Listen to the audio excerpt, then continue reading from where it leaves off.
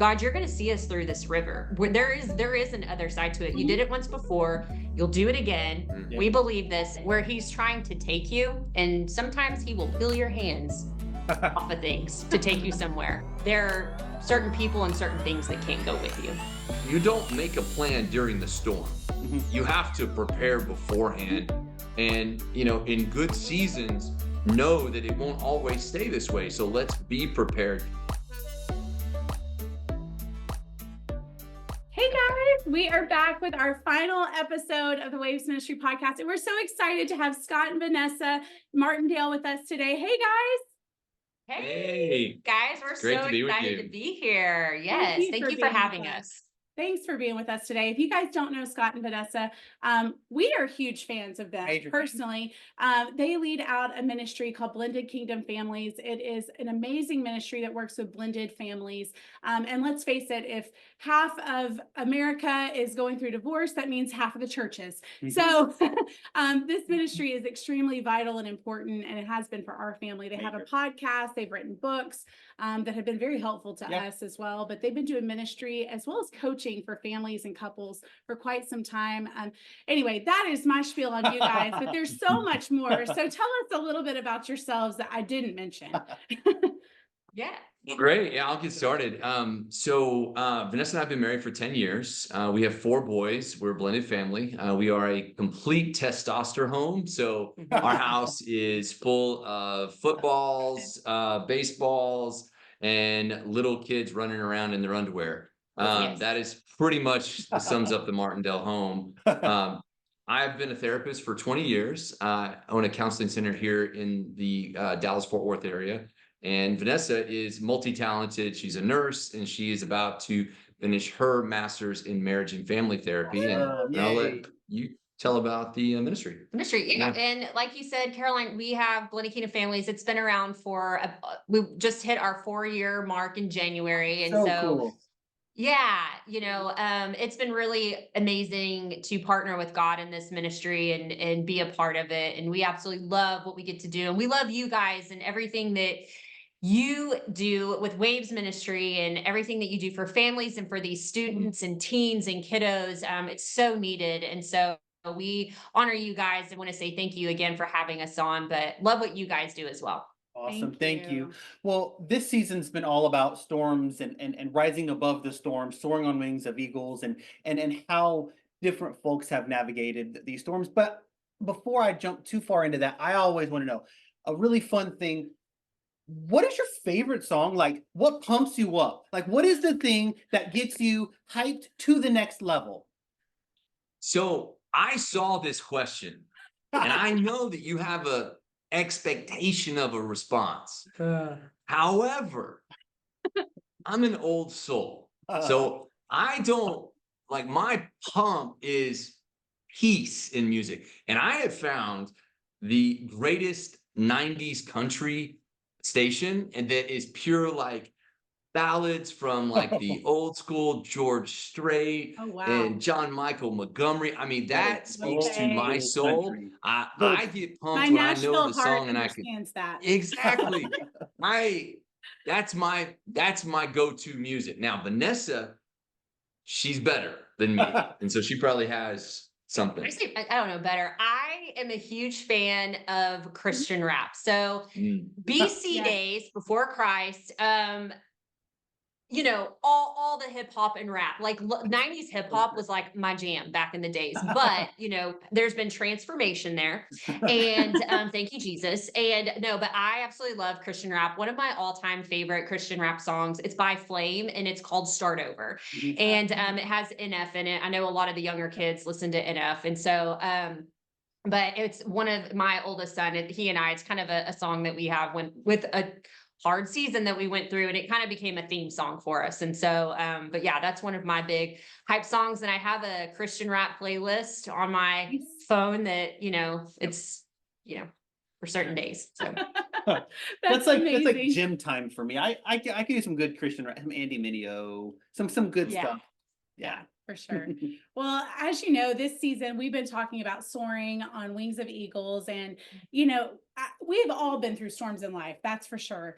And sometimes I find whenever it comes to storms, you can kind of like feel one brewing. It's almost like you're driving and you can see the rain and you see the thunderstorm coming up ahead, and you're like, oh, I'm about to go through that. And you can kind of feel that in your own life and even in your spiritual walk. And so my question for you guys is, when have you had a storm that you could feel that it was coming, but how did you prepare yourself for that storm? Wow. So I love that this is what you're asking us, because Chuckle, Yeah. Russell, the Uh, questions. and I will say, just because you teach it doesn't mean that you don't go through storms. Mhm. And we Right. go through storms. We are going through storms. And I thought, when I read the question, I don't know if Vanessa remembers this, but earlier in this year, I said, I just feel like there's going to be something that's going to happen. I don't know when, but we were coming into transformation kind of season with our oldest, and we knew that I just felt like something was going to happen. I felt like there was going to be something. I didn't know what it was going to be.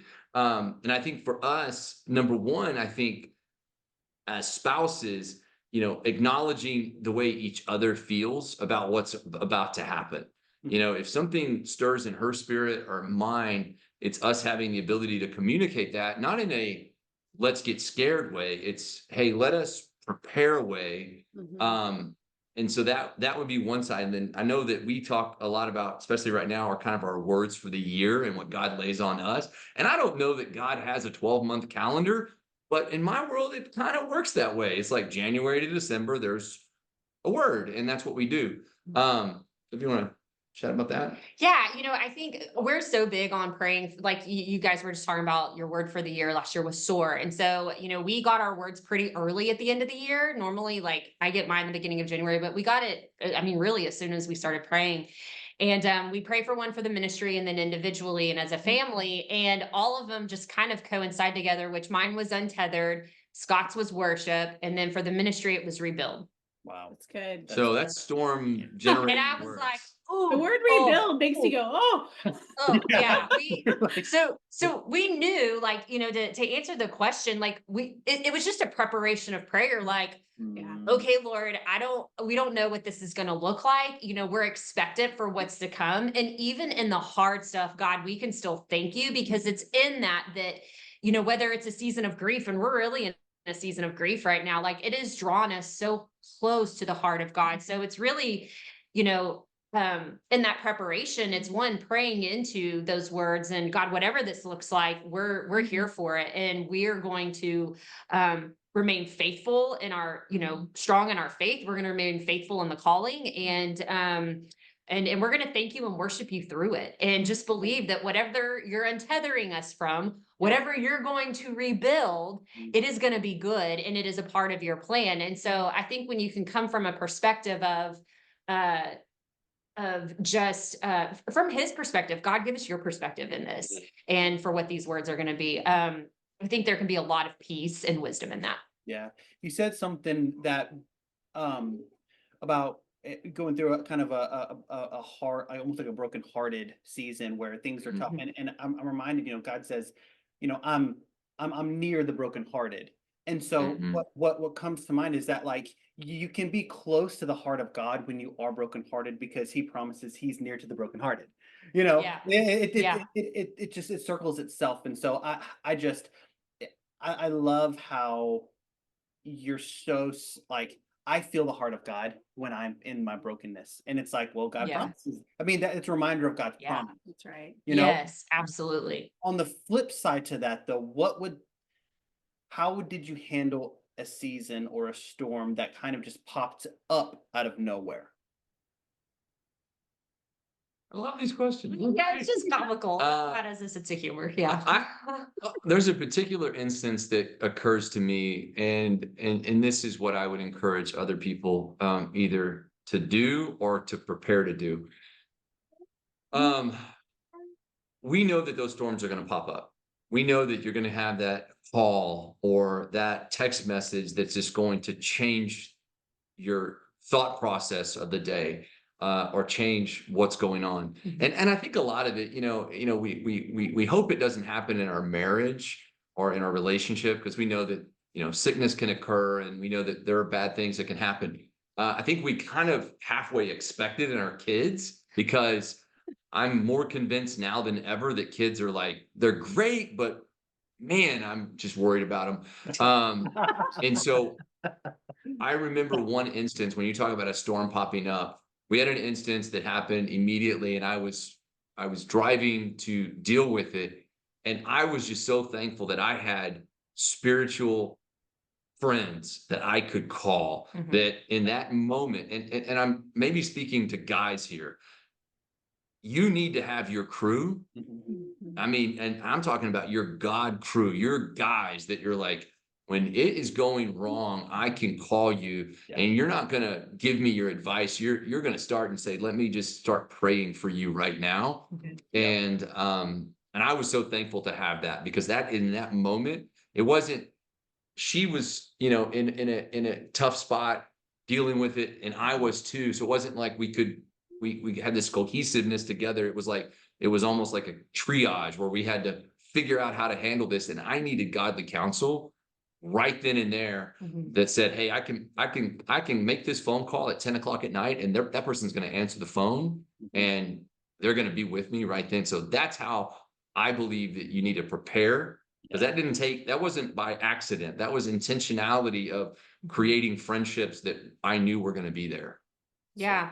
And, I would say I'm very big on just asking God. I have it tattooed on my arm, James 1:5, like ask God and he'll give you like wisdom and knowledge and what you're seeking. And so, I think we had an incident pop up, or a storm pop up in January, very unexpected. I mean, just one day. And, I remember the flood of emotions that came with it. And I immediately went into my closet and I said, God, I need your perspective right now. And it was a moment of just like, what do you say about this situation? And so, and he just downloaded, and I saw, what was going on, like the spiritual side of it, the physical side of it. But I also saw that what God was doing in it in that moment. And that was so sweet that he gave me that. Sometimes I feel like he will or he won't, because there's protection around that. We may not want to run towards that thing, or we may like backpedal from it. And so I felt like it was just enough that it gave me the peace, because he is our peace. In Micah, it tells us that he is our peace. And so in that moment, I remember it gave me a peace about the circumstance, because as heart-wrenching and as gut-wrenching as it was, I was like, okay, God, I know that your purpose and plan in this is far greater than what I can see right now. Yeah. That's really good. As we've talked about this particular topic, I think about Isaiah 40 verse 31, where it talks about how we wait on the Lord, and how as we wait on him, he renews our strength, right? So that then we can mount up on wings like eagles and soar. And I think everybody likes to focus on the soaring part. They're like, oh, that's fun. And I'm like, but there's the waiting part and the, renewing of the strength part. Yep. It's like a whole process to it. So whenever you think about these storms, how did you stay grounded in peace in the midst of those storms? Yeah. I would first say the storm wasn't because of each other. That's been one of the harder things, is when you're in this, marriage, when storms pop up, you sometimes attack and hurt the people that are closest to you. So just recognizing that in these storms, this wasn't about Vanessa and it wasn't about me. We were both hurting, and we didn't need to attack each other or be in that moment of like, let me just hurt you. And and we've been really mindful of that, I think, because that's an easy way to go and deal with your pain. What else would you say, baby? I think of in Psalms, it talks about walking through the valley of Baca, and it doesn't say that they stop there, they walk through it. And when you asked that question, Caroline, I thought about being in a plane and looking out the window, because we just went on vacation, we flew, and you always look out the window and you get such a huge perspective. We were passing these mountains, and I could see like, the Trevine, like all the things. And I think like when we're in those seasons, like we're in that valley, right? And we're walking through it, but God can give us this perspective of like, hey, there is an end in sight. And like, we can't see it when we're going through it. But we can have peace in the midst of that. And so I go back to God's perspective. And this has come from being mentored to, and just years of, being in the Lord's presence. This is not something that I used to ask God or would even think to do, but it is a go-to because I've learned like time after time after time. And every time that we come to the water's edge, like, God, you're going to see us through this river where there is an other side to it. You did it once before. You'll do it again. We believe this. And so I think, it comes with time and maturity and just seeing God's faithfulness over and over, not in the way that we think it would ever be. And no blessing is ever packaged the same as it was before. Right.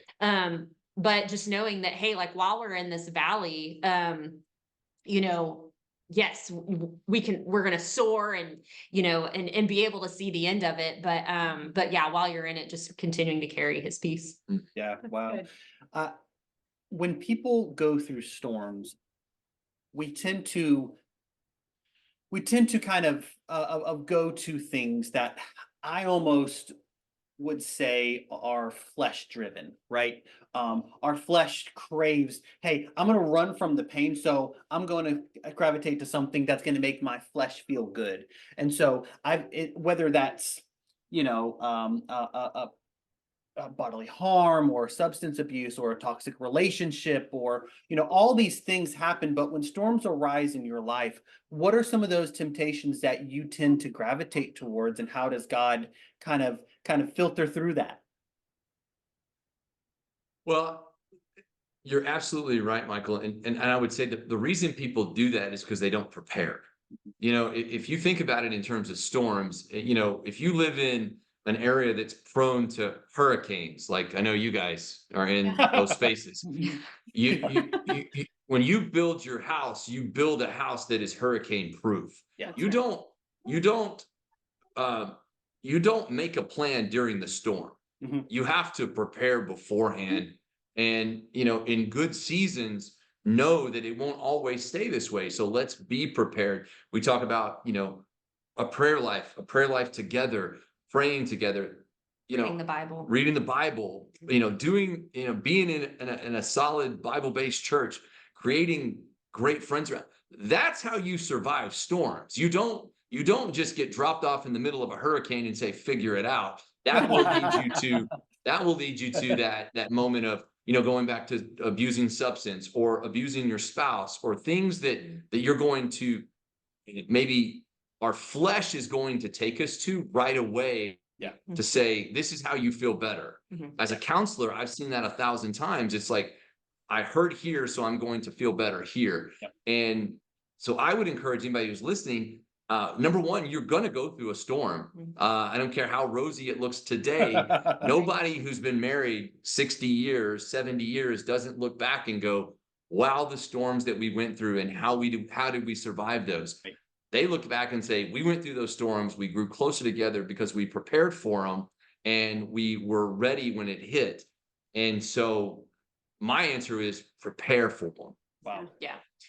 Yeah, I would say, I think one of the biggest tendencies is wanting to take control out of God's hand and put it into ours. And our need for control is a lack of trust in God. And so it's like when you encounter these storms, like, are you really trusting in the Lord? And again, to back up what Scott said, it's that, it's what are you doing on a daily basis and sometimes hourly basis, or for some of us, it's minute by minute that we are preparing ourselves for. Are we in the word? Are we, do we have that godly community? Everything that he just said, I know when our situation happened in January, I had to have Scott read me the Bible. I was like, I just need, like, it was just peace for me. I was like, I need you to read me, like, just read me a chapter, read me something. And it's what brought peace to us in that moment. Cause what we were dealing with was so hard. But yeah, I would say wanting to try to control the situation or the outcome when we really have no control. That's really good. Well, and I think our natural tendency, whenever we are fearful, we just, you're like, I'm fearful, so I'm going to take control of this. And I mean, yes. and it's like, there's a reason why the Bible says over and over and over again, do not fear, right? Yeah. I mean, it's because one, we have things that we fear. And two, it's because it's a promise that we don't need to fear, but, well, let me add one more thing to this. The other thing that I would tell people is in those storms, it's really important to get quiet and get small. I think our flesh will say, let me attack with words, let me attack in action. And sometimes the best defense against that is a quiet tongue Mhm. and the smallness of life. It's just that moment of like, hey, if we can just sit on the couch and just be quiet and Mm. just be here. And it also enables, our own inner voices and inner monologue to quiet so we can hear the word of God. We can hear what God's telling us. God may not always speak to us in certain ways, but he's always trying to communicate with us. Right. And if you can calm yourself to be able to listen, you're not going to do more damage too. Well, And it's be still and know. Be still and know that I am the God of the hills and the valleys, and I'm Yeah. with you through all of this. And so it's yeah, just the stillness and knowing like, Mhm. okay, God, like you've got this, yeah.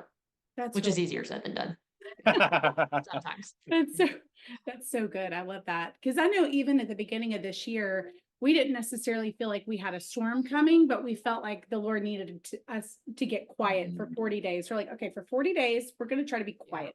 Yeah. Just kind of Yeah. quiet ourselves to make sure that we're listening properly and hearing what we need to do. Yeah. And sometimes it's hard to do because whenever, at least I know one of my temptations whenever I'm going through a storm is I want to talk about it. I'm like, I want to talk Yeah. about it with everybody all the time. And I'm like, no, I need to do less of this Yep. and more of this, you Yep. know? Yep. Yeah. So, but for you guys, whenever you think about some of the storms you've talked about, in hindsight, looking back, what are some of the things that you think God was trying to show you in the midst of those storms? I mean, obviously, some storms God creates to push us towards other things. And then sometimes there's storms that are not created by Him. But it's Yeah. like every single time we get to see Him in those storms. So, how did you see God in some of those storms? I I think it's a lot of different things you can look at. I mean, I think it's unique because of what we do.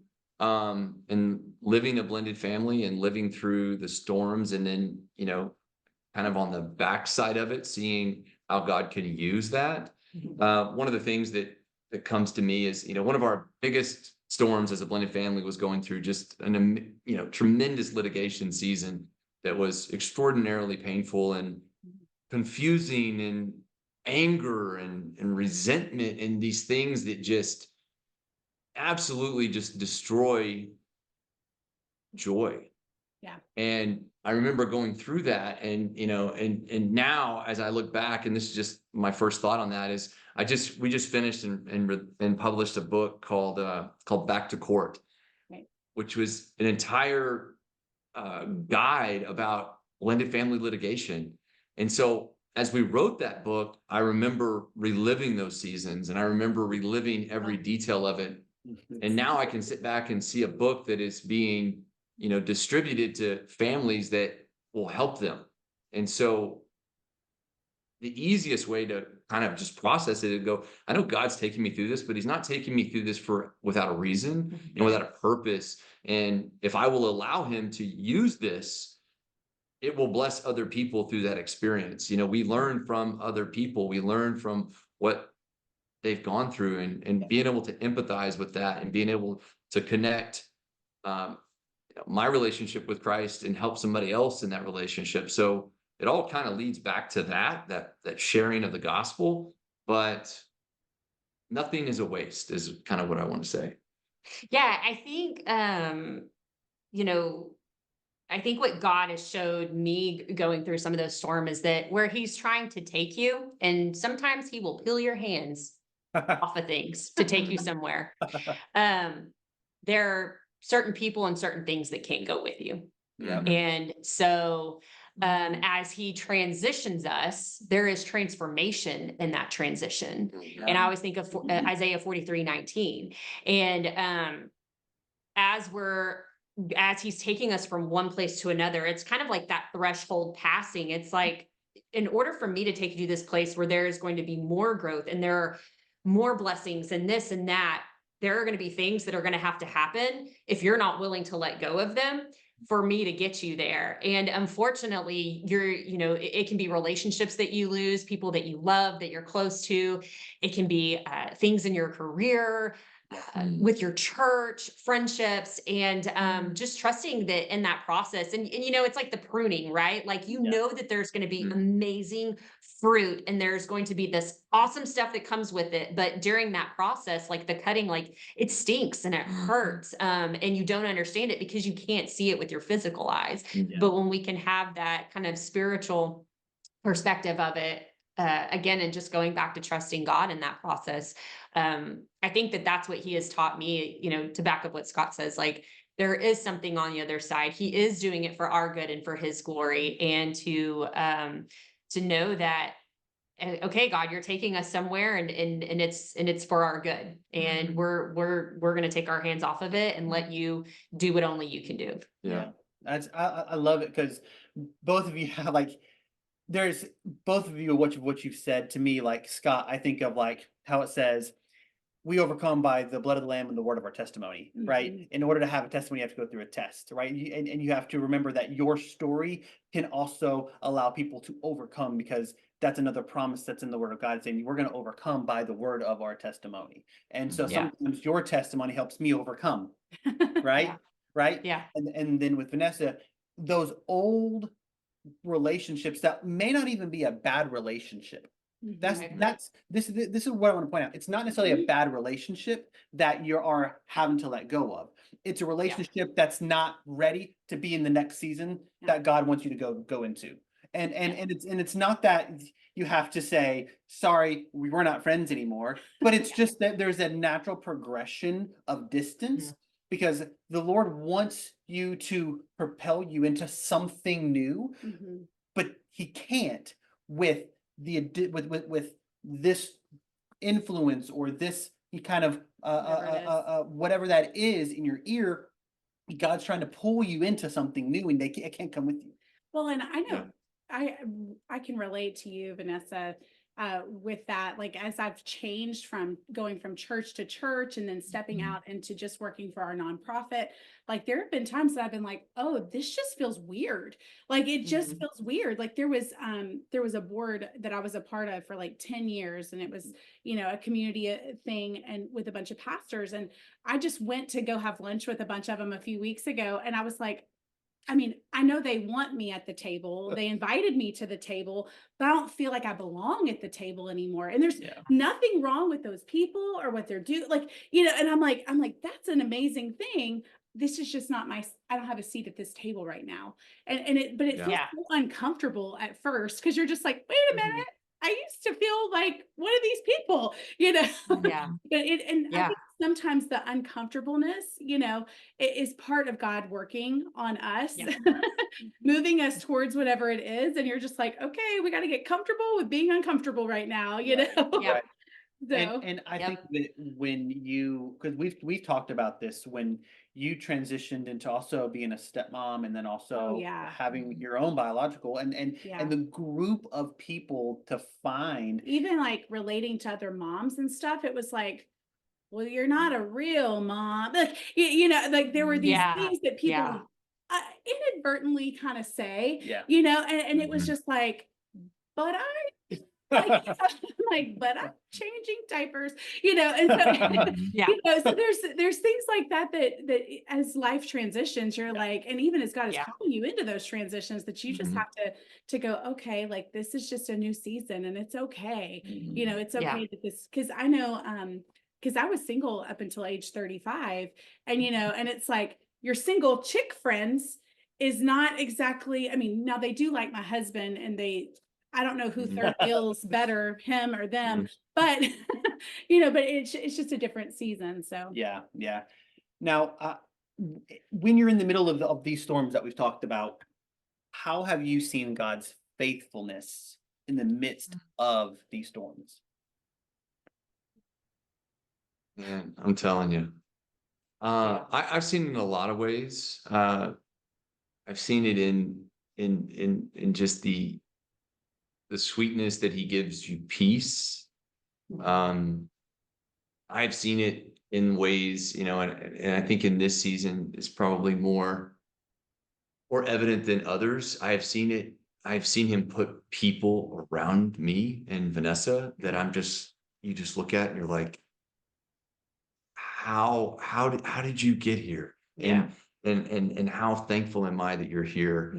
I've seen him grow us. And I think that's the other part of storms is when you know, and that's, it doesn't mean it's without conflict, but it gives both of us a different perspective of each other, of saying, you know, you're not the person that I married, because God was still writing a story for us. You know, you talk about when you mention the word testimony, I think of testimony like a big book.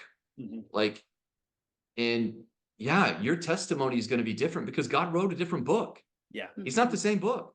No. It's different. The colors, the words, everything is different, but it's still it's still your testimony that he scripted.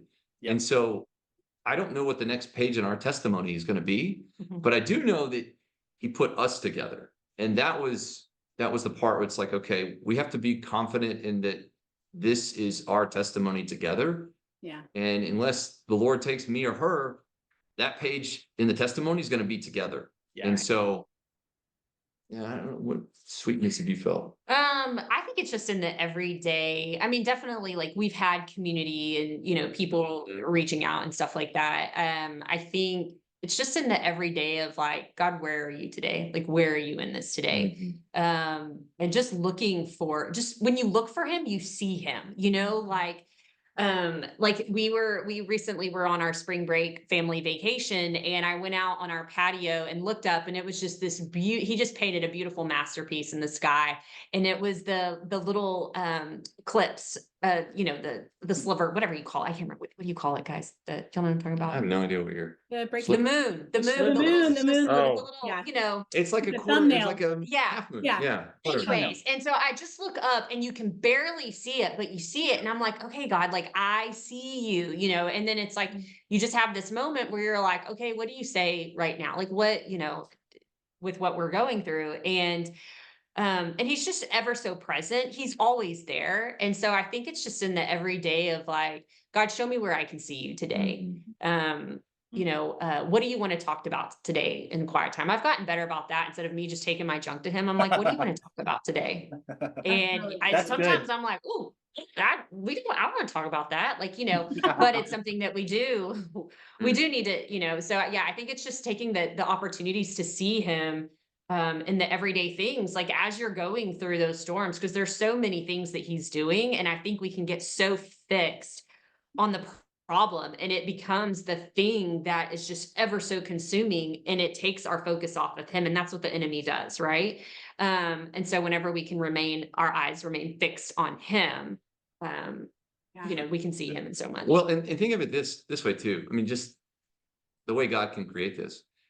He puts us on a podcast where they want to talk about storms, and then he puts us side by side and lets us reiterate the things that we feel that we need to be thinking about, and hearing her voice, hearing my voice to each other, going, okay, like now I'm understanding that. I mean, only God can do that. He can only put That's so good. a question that you have I just laughed months when I before, saw the questions. I was like, and say, hey, Scott, Vanessa, can you confidently speak about how you go through storms? And I'm like, well, I think I can, and we are. So Yeah. thank you for that piece. yeah. Here's the thing. God's faithfulness, and I'm sure you've seen it in your life and in our marriage, and it's never predicated on what you do. I've, you know, it's the goodness and kindness that leads us unto repentance of God, and that through his gentleness, we're saying, Lord, I see you. Like, I'm not handling this well, but you are still faithful, even though my finite self just can't grasp, right? And so as we've gone through storms, whether big or little, right? Whether it's an isolated thunderstorm or hurricane, right? Like there's a continual like, hey, he's there, he's there, he's there, he's there. And you see that usually on the other side of the storm. You're like, there you are, Lord, I missed you there, but that's my bad, you know. But I do find that God is that he's continually showing his goodness and faithfulness in the midst of every little thing that we go through, whether we acknowledge it or not. Yeah, for sure. I agree. Well, and I think it's important to like to get to a place that you say like, okay, I'm going to come into agreement with your faithfulness, God. And instead of me speaking about it, or instead of me magnifying what seems so big right now, I'm just going to focus on you, because whatever you magnify gets bigger, right? Yeah. And it's like, I'm Yeah. just going to magnify you. Yeah. And I remember Yeah. about this time last year, we were going through a really tough storm. And I remember at one point, Michael was just like, we're not going to discuss this anymore. He was like, once a week, we're going to talk about it. And I was like, that's great with me. Like, let's get, like, we can either be really angry and frustrated through this storm as we're riding the waves, or we can decide to ride them, you know? Yeah. But well, thank you guys again for being on the podcast and being willing to speak to all of these things. And and I think it Thank is you. funny because even hearing you guys speak, and each podcast person that we've had come on, each guest, it's like it's reiterated things to both of our spirits where we've been like, oh, that was so good. You know? It's good Yeah. for me to everybody. So Yeah. thank you guys for being on. How are some ways that people can contact you or follow you on social media or follow what you guys do? Yeah. So blendedkingdomfamilies.com. All our social media handles are Blended Kingdom Family. So you can go to our website and find everything there. But we're on all the different platforms. And they So have an Wherever. It amazing seems like we're just podcast. everywhere. yeah. Do what? I said, Sorry. y'all have an amazing podcast also. Oh, Yep. thank you. Thank you. We Yeah, appreciate we Well, love and you it. guys do too. And again, thank y'all so much for having us on. It's been such a blessing to be a part of it and have this conversation today. So thank you guys. Yes. Thank you. And we look forward to encouraging others to continue making waves. Y'all have a good day.